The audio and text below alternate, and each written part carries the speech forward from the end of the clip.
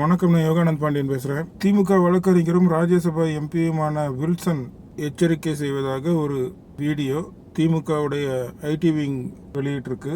அதில் தேர்தல் நேரத்தில் திமுக மீது களங்கம் ஏற்படுத்தும் விதமாக போதைப்பொருள் வழக்குகளை திமுக தலைவர்களோட ஆதாரம் இல்லாமல் தொடர்பு படுத்தி பேசினா அவங்க மீது நடவடிக்கை எடுக்கப்படும் அப்படின்னு மிரட்டியிருக்காரு. இப்போ இதனால இந்த யூடியூபர்கள் யாராவது செய்தி வெளியிட்டாங்கன்னா அவங்க எல்லாம் கப்சிப்புன்னு பேசாமல் இருப்பாங்கன்னு நினச்சிக்கிட்டாரு.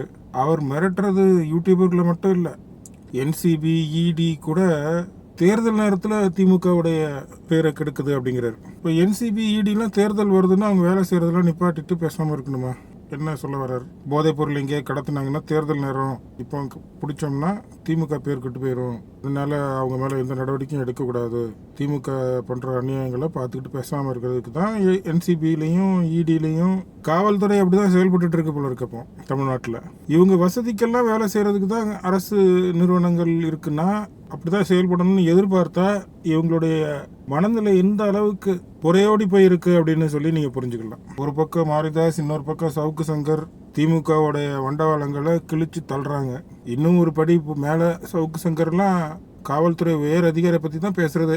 G2 கோர்ட்ல கேஸ் போட்டுச்சு அப்படியும் பேசிக்கிட்டு தான் இருக்காரு. உண்மையை யார் பேசினா என்ன? அது பொய்னா நீங்க அப்ப கேஸ் போட்டிருக்கணும். சவுக்கு சங்கர் பேசின பேச்சுக்கு உங்களால் கேஸ் போட முடியல, அவர் பேரை கூட அந்த பத்திரிகையாளர்கள் சந்திப்பில் சொல்ல முடியல உங்களால். ஆக இப்போ போதைப்பொருள் தினம் தினம் கைப்பற்றப்படுகிறதா இல்லையா? உண்மை என்ன?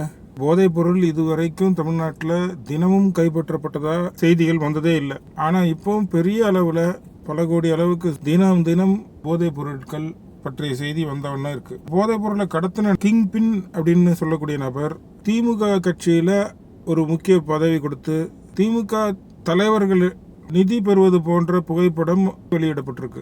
இவர் மீது திருட்டுத்தனமாக டிவிடி தயாரித்த வழக்கெல்லாம் இருப்பது தமிழ்நாட்டு காவல்துறையிடம்தான். அப்படிப்பட்ட ஒரு அக்யூஸ்ட் கூட எதற்காக இவங்க தொடர்பு வைத்திருக்கணும்? தொடர்பு இவங்க வச்சுட்டு அந்த தொடர்பை பற்றி மக்கள் பேசினா கேஸ் போடுன்னு மிரட்டுறது எந்த விதத்தில் சரியா இருக்க முடியும்? ஜாஃபர் சாதிக் கைது செய்யப்பட்ட விஷயத்தை வெளியே சொல்லும்போது மங்கை திரைப்படத்தை போதைப் பொருள் கடத்தலால் வந்த பணத்திலிருந்து தான் தயாரித்ததாக ஜாஃபர் சாதிக் ஒப்புக்கொண்டதாக என்சிபி நார்காட்டிக்ஸ் கண்ட்ரோல் பியூரோ அதிகாரியே பேட்டி அளித்திருக்கிறார். அப்போ மங்கை திரைப்படத்தோட யாரெல்லாம் தொடர்பில் இருக்காங்களோ அவங்கெல்லாம் ஜாஃபர் சாதிக்கோட தொடர்பில் இருந்தாங்க அப்படின்னு தானே சொல்ல முடியும். அதுக்கு எப்படி வழக்கு போட முடியும்? இதுவரைக்கும் சவுக்கு சங்கர் பேசின பேச்சுக்கெல்லாம் வழக்கு தொடர முடியல உங்களால. இந்த விஷயத்துக்கு மட்டும் மிரட்டி பார்க்குறீங்களா? திமுகவுடைய தோல்வி உறுதி செய்யப்பட்ட ஒன்று. பிரதமர் மோடி அவர்கள் சொன்னது போன்ற திமுக காணாமல் போக போவது உறுதி. ஆட்சியை கலைக்கக்கூடிய சூழ்நிலை மிக மிக அதிகமாகவே இருக்கு. திமுகவை எதிர்த்து பேசக்கூடாது, பேசினால் நடவடிக்கை எடுக்கப்படும் அப்படின்னு சொல்ற அளவுக்கு திமுக ஒன்றும் உத்தமமான கட்சியும் கிடையாது. அப்படி திமுகவை பற்றி பேசி அதனால யாராவது கைது செய்யப்படுறாங்கன்னா அந்த கைது செய்யப்படுற நபர் பேரும் புகழும் தான் அடைவார். அவர் ஒரு பெரிய தலைவராக உருவெடுத்து விடுவார் அப்படிங்கிறது தான் உண்மை. ஆகையால வேணும்னா திமுக எத்தனை பேர் மேலே நடவடிக்கை எடுக்க முடியுமோ எடுக்கட்டும், கைது செய்யட்டும், புதிய தலைவர்களை உருவாக்கட்டும்.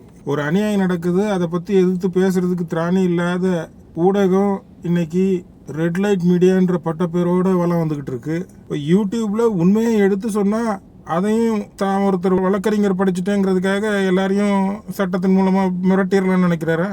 இப்படி மிரட்டல் விட்டதே தப்பு.